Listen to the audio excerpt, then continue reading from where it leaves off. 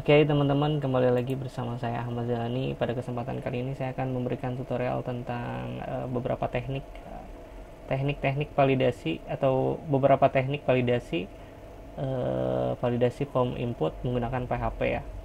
Sebelumnya juga saya sudah pernah membahasnya, tapi saya akan bahas kembali ya. Jadi uh, validasi ini jadi seperti ini ya. Misalnya ketika user menginputkan, validasi ini terdiri dari beberapa bagian. Maksudnya pertama saat user gimana ya menjelaskannya. Nah jadi validasi ini terdiri dari beberapa bagian. Maksudnya beberapa bagian ini, jadi pertama nilai yang akan kita validasi, misalnya namanya tidak boleh kosong atau namanya harus menggunakan karakter tertentu, dan lain sebagainya. Kemudian menampilkan error. Jadi jenis validasi yang akan dilakukan pada nilai yang diinputkan, entah itu jenis URL, email dan lain sebagainya, dan kemudian menampilkan error jika terjadi kesalahan. Selanjutnya, kalau misalnya tidak error, maka dieksekusi ke perintah berikutnya. Secara sederhana, teknik validasi seperti itu ya. Sederhananya mungkin ada yang menggunakan JavaScript atau kayak menggunakan AJAX gitu. Nah, di sini saya akan menggunakan PHP ya. Jadi ini untuk validasinya. Sebelumnya juga saya pernah bahas. Nah, ada cara lainnya gitu ya. Jadi saya akan bahas kembali. Misalnya kita buat dulu di sini misal validasi ya.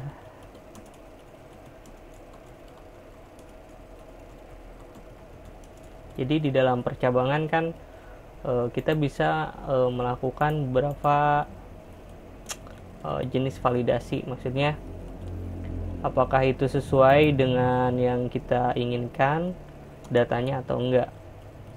Jadi seperti yang saya jelaskan tadi ya. Jadi terdiri dari berapa bagian? Dari 3 bagian ya. Bagian pertama itu nilai yang akan kita validasi ini seperti apa? Maksudnya apakah itu nilainya tidak boleh kosong, atau nilainya harus menggunakan karakter tertentu, atau nilainya harus menggunakan angka. Nah, itu kan validasi juga. Nah, kedua, kalau misalnya salah, maka dia akan menampilkan error.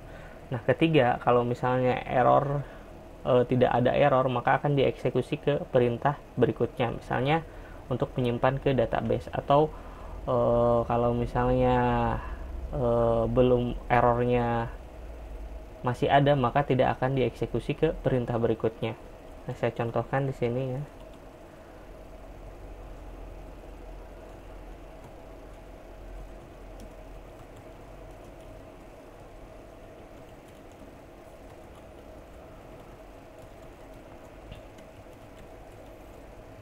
Jadi saya tidak bisa menjelaskan secara ilmiah ya, tapi jadi agak belepotan ya menjelaskannya. Tapi mudah-mudahan bisa dimengerti. Nah, di sini input type, ini name ya, name ya. Input type text ya, maksudnya name-nya misal nama is. Kemudian nama udah ya, seperti ini aja kita buatnya. Kemudian size-nya kita tes 30 ya.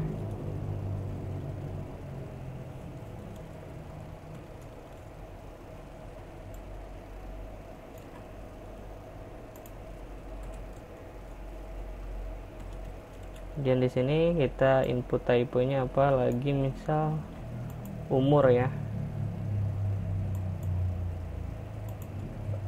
Nah,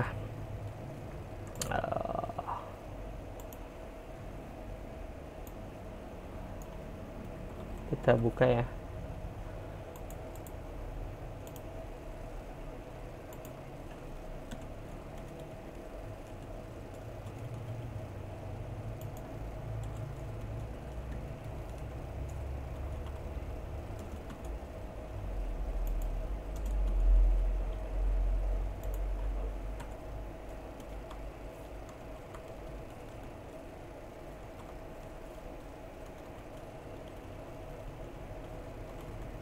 Oke, kita buat inputannya kurang lebih seperti ini ya.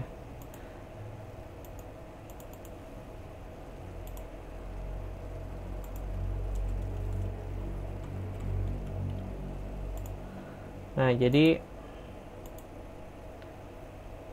diulangi lagi, validasi ini terdiri dari 3. Ini kalau menurut saya ya, kalau menurut saya, jadi bukan secara ilmiah, secara ilmiahnya gitu. Maksudnya ini menurut pendapat saya saja, nggak harus dijadikan acuan gitu. Maksudnya untuk validasinya jadi terdiri dari 3. Jadi pertama, nilai yang akan divalidasi ini seperti apa gitu. Maksudnya apakah hanya nilainya tidak boleh kosong, atau misalnya nilainya harus pakai karakter tertentu dan lain sebagainya seperti yang sudah saya jelaskan tadi. Nah, nanti kan kita buat percabangan di sini.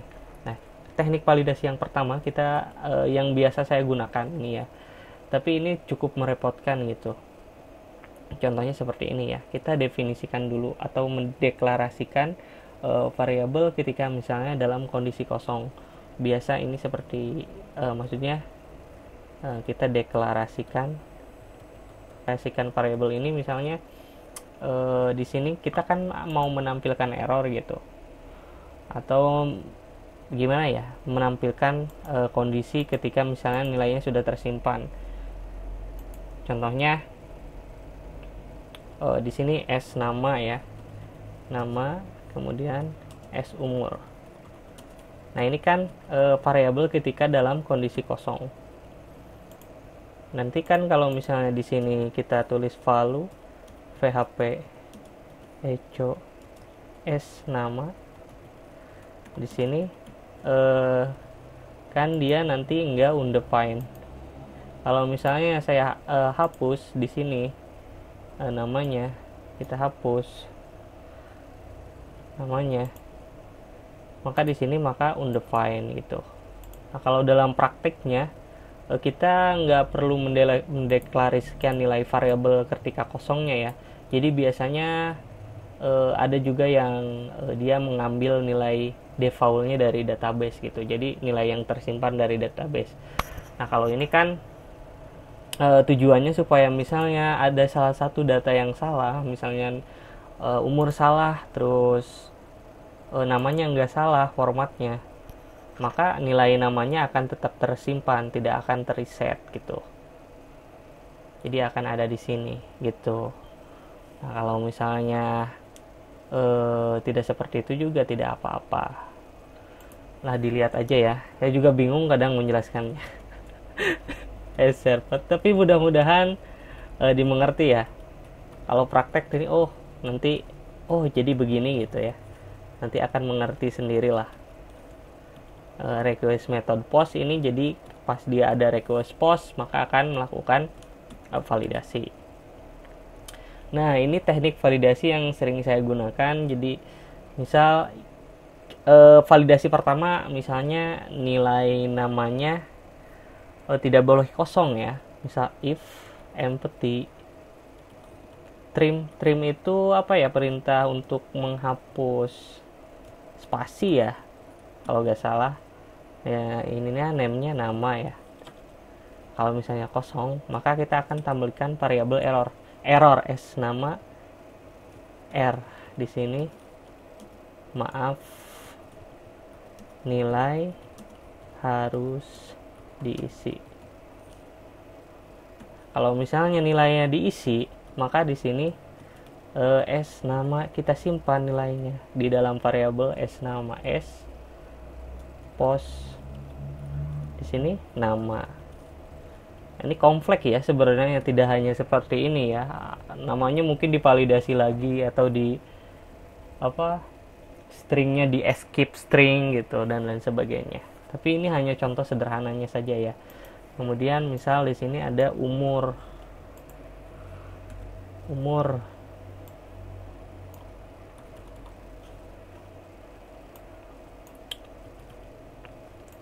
Maaf, umur harus diisi. Ininya umur. Ininya umur R. Nah, ini validasinya ya. Oke, kalau misalnya ini nggak ada error, maka kita lanjutkan ke perintah berikutnya. Kita cek dulu empty s nama r dan ini terlalu merepotkan ya sebenarnya. S umur r seperti ini. Kemudian kita eksekusi di sini. Nah, di sini eksekusi atau query ke database gitu. Nah, ini saya akan jelaskan validasinya saja ya. Jadi kalau misalnya sudah tidak ada error, maka kalian bisa eksekusi ke perintah berikutnya. Kalau nggak dibikinkan seperti ini, maka nantinya ada yang masuk ke database, ada yang enggak kalau tidak divalidasi. Kalau ini kan divalidasi dulu. Jadi kalau misalnya nilai-nilai ini tidak memenuhi seperti apa yang kita inginkan, maka tidak akan dieksekusi ke perintah berikutnya. Nah, di sini kita tampilkan nilai errornya ya. Kita lihat dulu aja ya, span misal php echo s nama r.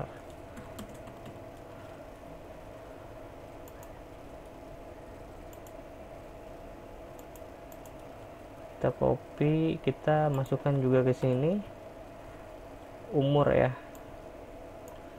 Kita lihat apa yang terjadi di sini, pasti akan undefined. Makanya kita definisikan lagi di sini variabel errornya s nama r, s umur r seperti ini ya. Oke. Nah, sekarang kita lihat lagi, reload lagi, ini nggak akan ada error ya. Di sininya metodenya lupa ya, metode di sini sama dengan post.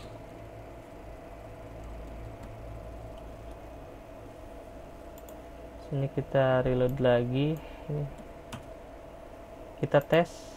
Nah, di sini maaf, nama harus diisi, maaf, umur harus diisi. Misalnya saya namanya kita isi ya, tapi ininya tidak diisi, maka di sini maaf, umur harus diisi dan ininya tidak akan terreset itu. Jadi tujuan mendeklarasikan variabel di sini supaya nanti tidak undefined. Kemudian kalau misalnya ada yang salah satu yang data yang salah, maka tidak akan terreset karena kita simpan di dalam value-nya di sini.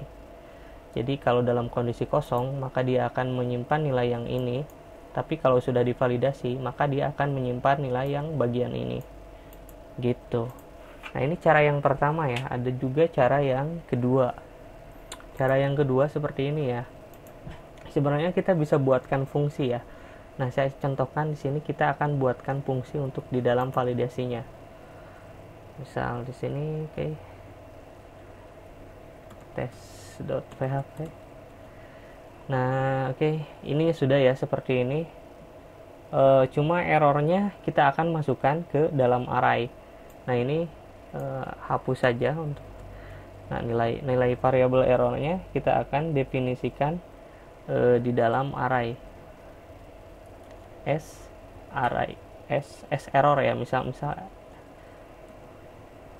s error, kemudian di sini array. Nah, seperti ini. Ini sebenarnya kalau bisa dibilang mungkin bisa lebih praktis gitu ya. Bisa ya, mungkin bisa dianggap lebih praktis gitu. Nah, caranya nanti di validasinya beda lagi di sini s. Jadi kalau misalnya ini kita gunakan ArrayFus ya. ArrayFus itu apa? Bisa cari di Google ya. Kalau dijelaskan lama lagi. ArrayFus di sini.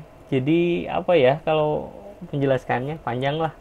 Pokoknya dia menyimpan apa ya?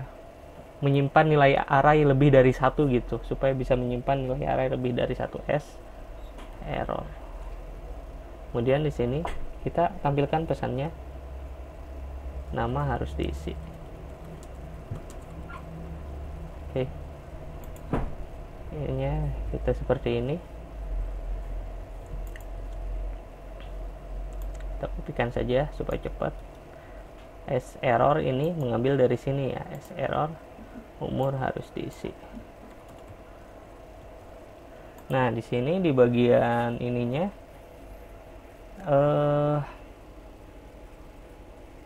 kita ini ya, nggak pakai if empty nama R, dan kita cukup mengecek satu variabel. Contohnya seperti ini, kita tinggal tulis saja if. Jadi cukup mengecek variabel S_error yang disimpan di dalam array S. Misal kita gunakan count saja ya. Jadi kalau misalnya count, maksudnya ini untuk menghitung ya, count S_error, kalau errornya sama dengan 0 maka eksekusi ya ke sini. Oke, bisa dipahami. Kalau tadi kan if empty mengecek nama satu-satu nama variabelnya, kalau ini kan cukup mengecek nilai variabel error saja. Oke. Nah, nanti kalau misalnya errornya 0, maka eksekusi di sini ke perintah berikutnya, yaitu misalnya menyimpan database atau mengeksekusi perintah lainnya. Nah, selanjutnya bagaimana cara menampilkan errornya? Kita gak pakai ini lagi. Kita cukup di sini kita buat fungsi ya, misalnya di sini ya. Oke, di luar function check error, atau gak pakai fungsi juga sebenarnya bisa sih ya. Nah, misalnya global S_error. Global S_error ini dia supaya bisa mendapatkan nilai yang ada di luar gitu. Kalau misalnya filenya juga terpisah misalnya, nah si ini juga bisa dipanggil filenya, nanti bisa mengambil nilai variabel yang ada di luar. Nah, kalian bisa baca-baca ya tentang function di channel saya, yaitu tentang crude PHP procedural style ya. Bisa banyak lah tentang penjelasan fungsinya seperti apa menggunakan function, tentang menggunakan global apa gitu ya. Misal di sini if kita gunakan count lagi, count. Jadi kalau ini kan sama dengan 0. Nah, ini kalau misalnya errornya lebih dari 1, count S_error lebih besar dari 1, maka tampilkan nilai errornya di sini. Gampang kan?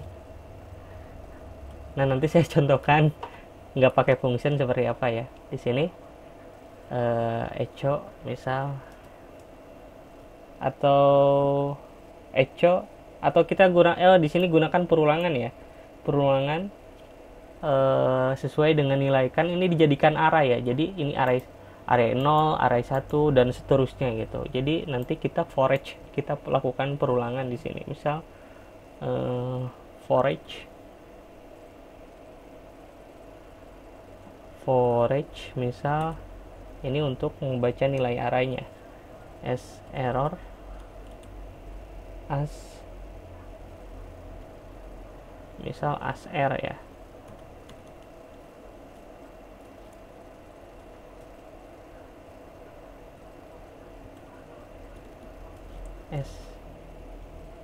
Misal as_r ya, seperti ini. Kemudian di sini echo S_error.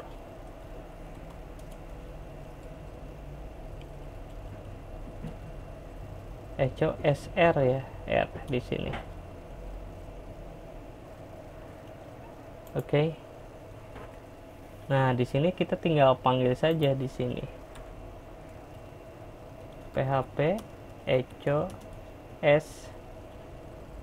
check error. Kita panggil fungsi check error. Seperti ini. Oke.